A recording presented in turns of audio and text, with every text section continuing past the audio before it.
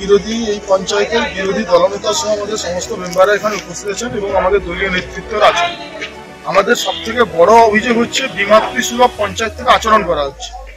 কিছু কিছু সংসদ যেখানে আমরা নির্বাচিত হয়েছি 7 জন সদস্য বিরোধীরা আছে, সেখানে আমাদের কাজ দেওয়া হচ্ছে, কিন্তু যেখানে বর্তমানে এই বিজেপি পরিচালিত পঞ্চায়েত তাদের যেখানে মেম্বাররা আছেন ওনারা প্রচুর টাকার কাজ করছেন। যেমন উদাহরণস্বরূপ বলতে পারি, গত ফিনান্সিয়াল ইয়ারে আমাদের জেলার মেম্বার নির্বাচিত হয়েছিলাম 7টা সংসদ, পরে 2 লক্ষ থেকে 2.5 লক্ষ টাকার কাজ পেয়েছি। এবারে কোথাও 1 লক্ষ, আবার এই বছর কোনো 4টা সংসদের কাজ দেওয়া হয়নি। এমনকি আমাদের সংসদকে 1.5 লক্ষ টাকা করে কাজ দেওয়া হচ্ছে, অথচ আমার পঞ্চায়েত টোটাল ফান্ডে প্রায় 75 লক্ষ টাকা কাজ করে। আমরা এই ফিনান্সিয়াল ইয়ারে যদি ধরি, মানে আপনার 18টা সংসদ, তাহলে 18×4 = 72 লক্ষ টাকা, 4 লক্ষ টাকা করে প্রত্যেক সংসদ পাওয়া উচিত, কিন্তু সেই জায়গায় আমরা 1 লক্ষ 1.5 লক্ষ টাকা করে পাচ্ছি। আবার গত ফিনান্সিয়াল ইয়ার যদি ধরি, কারণ নতুন যেহেতু পঞ্চায়েত এসেছিল তখন আমাদের 14টা সংসদ ছিল, সেখানেও আমরা 1.5 লক্ষ টাকা পাচ্ছি। অর্থাৎ বিমাতৃসুলভ আচরণ এবং আমাদেরকে অন্ধকারে রেখে বাজেট পাস করানো হচ্ছে, আমরা কি জানি না।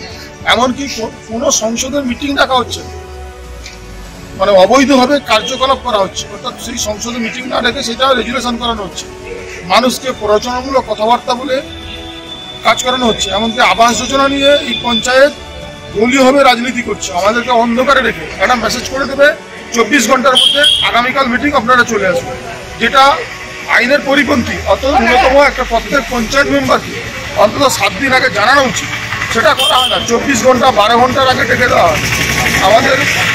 এমনকি কোনো মেম্বার কোনো একটা সার্টিফিকেট পায় না, মেম্বারদেরকে বলা হয় আপনি দরখাস্ত জমা দিয়ে যান, আপনার কাউন্টার সাইন করে যান, আমরা কোয়ারি করে দেখবো সঠিক কিনা। অথচ ভুয়া মানে একদম ভুয়া কাগজপত্র দেওয়া হচ্ছে, ওয়ারিশন ভুয়া দেওয়া হচ্ছে। এই রকম অবৈধভাবে এই পঞ্চায়েত চলছে। এই বিরুদ্ধে আমরা আজকে সমস্ত তীব্র প্রতিবাদ জানিয়ে 7 জন মেম্বার ওয়াকআউট করেছি। আমাদেরকে সমভাবে কাজ বন্টন করতে হবে। যদি না করা হয় আমরা 7 দিন অপেক্ষা করব। আগামী 7 দিনের মধ্যে আমরা বৃহত্তর আন্দোলনে যাব এবং আমরা এই পঞ্চায়েতকে স্তব্ধ করার পরিকল্পনা করছি। আপনার অভিযোগ কোথায় জানিয়েছেন? আমরা অভিযোগ পঞ্চায়েতের এক্সিকিউটিভ সাহেবকে জানিয়েছি। আমরা বিডিও অফিসে গেছিলাম, বিডিও সাহেব আজকে নেই, জয়েন্ট সাহেবকে বলে এসেছি। ওনারা কালকে ছুটি আছে, পরশু দিন অর্থাৎ 24শে জানুয়ারি ওনাদের কাছে আমরা লিখিত আকারে জমা দেবো, মেলও করে পাঠাবো, আজকেই মেল করে দেবো। এইভাবে আমরা জানিয়েছি এবং ডিএম সভাধিপতি টুদা এসডিও আমরা সব জায়গায় আমরা একটা লিখিত কমপ্লেন জানাচ্ছি, যাতে আগামী দিনে আমাদের এই অভিযোগগুলোকে মান্যতা দেওয়া হয় এবং সঠিকভাবে পর্যালোচনা করা হয়। এবং সরকারের যে দৃষ্টিভঙ্গি, মাননীয় আমাদের যে দলনেত্রী মমতা ব্যানার্জি, আমাদের মুখ্যমন্ত্রী, তিনি বলেছেন সবার জন্য আমাদের সরকার, মা মাটি মানুষের সরকার, আমরা প্রত্যেকটা মানুষের জন্য উন্নয়ন করব। এবং আমাদের এখানে 29 তারিখ পঞ্চায়েতের দুয়ারে সরকার ক্যাম্প আছে। এই সরকার আছে বলে দুয়ারে সরকার ক্যাম্প হচ্ছে, সবাইকে সমদৃষ্টিভঙ্গিতে কাজ করানো হচ্ছে। সেখানে কোন পঞ্চায়েতে কারা এসছে ক্ষমতা সেটা দেখা হয় না, সবাইকে সমদৃষ্টিভঙ্গিতে কাজ করানো হচ্ছে বলে আমাদের এই পঞ্চায়েত চলছে। কিন্তু আজ পর্যন্ত আমরা এমন একটা পঞ্চায়েতের কাজ আমরা এখানে বিরোধী হয়ে এসেছি, এই পঞ্চায়েতের কোনো হিসাব নিকাশ নেই, কোনো কার্যকলাপ নেই, কোনো কথা নেই এবং গায়ের জড়িত এই পঞ্চায়েত চলছে। আপনি যেটা মূলত অভিযোগ করছেন যে মহিষাগড় অঞ্চলে যে সমস্ত সংসদে তৃণমূল রয়েছে সেসব সংসদগুলো বঞ্চিত হচ্ছে, স্বৈরাচারী পঞ্চায়েত চলছে এবং যেখানে তৃণমূল নির্বাচিত হয়েছে সেখানে কোনো প্রকার কাজ দেওয়া হচ্ছে না। এমনকি একটা ন্যূনতম রেসিডেন্সিয়াল সার্টিফিকেট দেওয়া হচ্ছে, যেটা এখন নতুন আমাদের এই সরকার নতুনভাবে একটা সিস্টেম চালু করেছে অনলাইনে করার জন্য।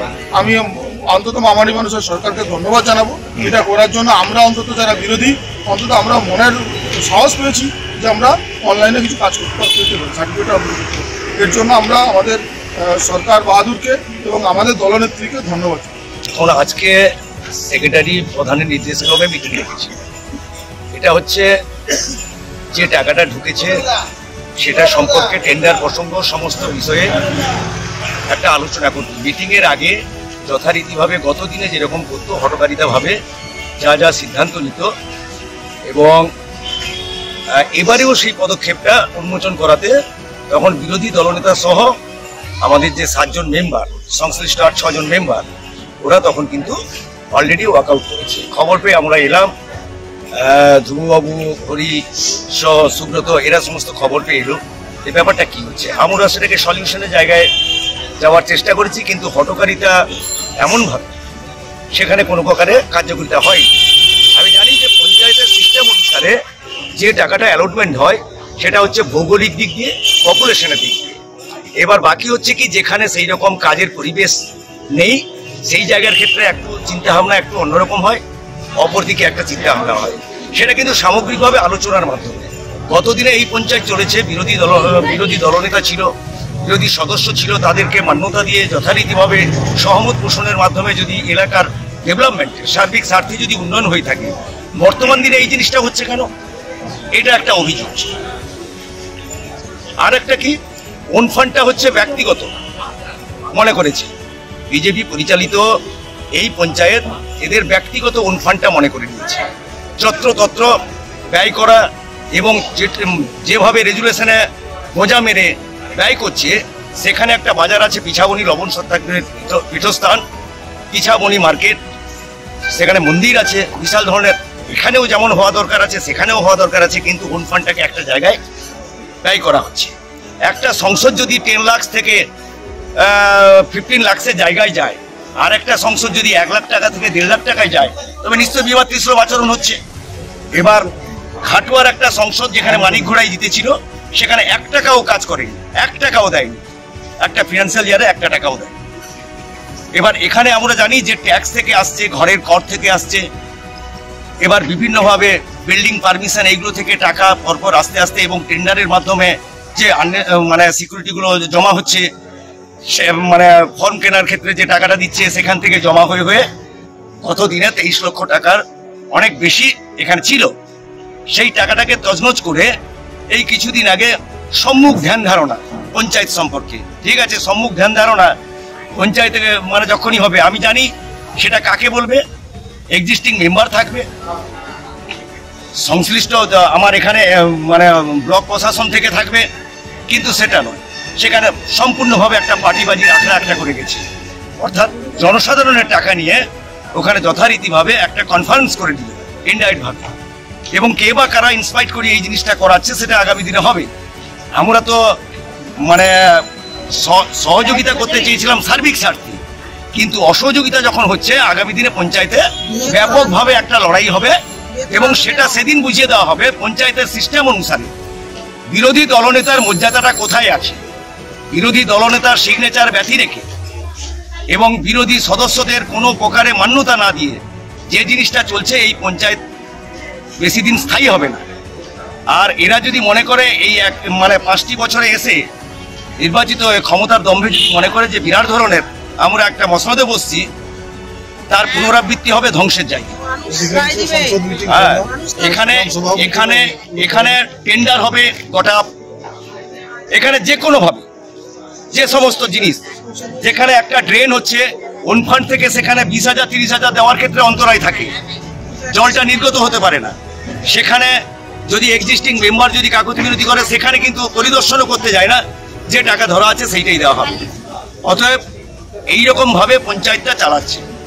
আর এই পঞ্চায়েত চালানোর ক্ষেত্রে আমি মনে করি যথেষ্টভাবে অনভিজ্ঞতা আছে এবং অ্যাডমিনিস্ট্রেটিভ সম্পর্কে ধ্যান ধারণা অনেক কম আছে জানা, আর যার জন্য বিরোধী দলনেতাকে মর্যাদা দেয়।